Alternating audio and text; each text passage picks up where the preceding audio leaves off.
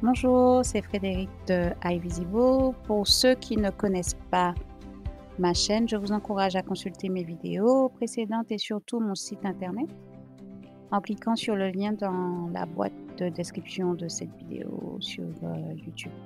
Aujourd'hui, nous allons explorer la conférence de presse. C'était une réunion des chefs d'État de CARICOM qui s'est faite le 2 mars 2022 à Belize.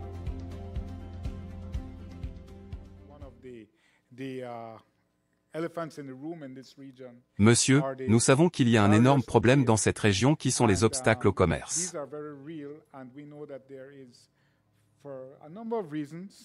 Et ceux-ci sont très réels et nous savons qu'il y a, pour un certain nombre de raisons culturelles parmi elles, de l'antipathie envers les produits fabriqués dans la région.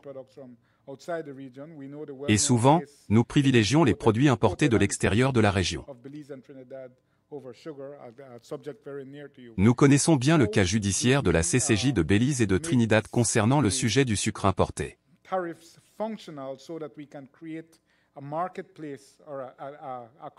Comment pouvons-nous rendre les tarifs fonctionnels afin que nous puissions créer un marché ou un espace commercial pour que nos produits puissent vraiment circuler librement et à moindre coût à travers les frontières? Le président de CARICOM, John Antonio, répond.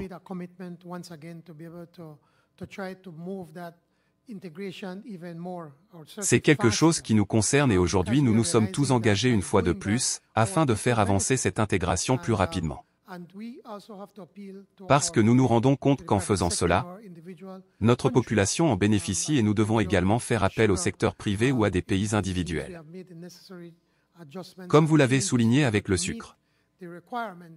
À Belize, nous avons apporté les ajustements et les changements nécessaires pour pouvoir répondre aux exigences locales. Et cela va dans les deux sens. Et plus que jamais, je crois qu'en raison des chocs économiques que nous avons subis au cours des 2 dernières années, je crois que maintenant, il y a un engagement renouvelé en faveur de l'intégration du marché unique dans les Caraïbes. Je demanderai à la Première ministre Moki d'ajouter quelques mots concernant cette intégration car elle a fait la plupart du gros du travail. Madame la Première ministre, je vous passe la parole. La Première ministre Motley s'exprime. Merci beaucoup, Monsieur le Président. Tout d'abord, avant de répondre, permettez-moi de vous remercier, vous et le peuple de Belize, pour votre merveilleuse hospitalité en nous accueillant en tant que chef de gouvernement de la CARICOM et nos délégations.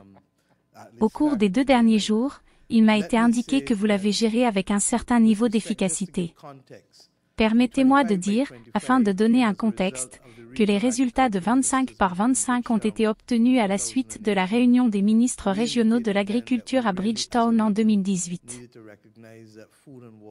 Et nous avons reconnu que nous devions vraiment, en tant que région, reconnaître que la nourriture et l'eau deviendraient le nouveau pétrole et que nous devions être en mesure de réduire le volume des importations tout en augmentant les opportunités pour notre secteur agricole et pour nos agriculteurs en particulier, mais en cherchant en même temps à faire 2 autres choses.